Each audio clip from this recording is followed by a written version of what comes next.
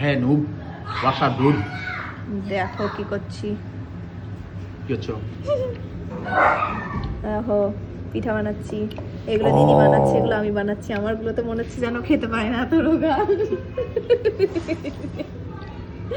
আর ব্যাপারটা হচ্ছে এইটা মাখতে গিয়ে আমি একদম জীবন আমার শেষ।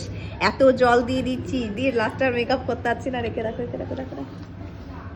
এই ভূত ভূত আমি পিঠা খাবে। ভূত বলছে পিঠা খাবে। এই যে কি হবে, ফেটে যাবে না কি হবে আমি বুঝতে পারছি না। কেন?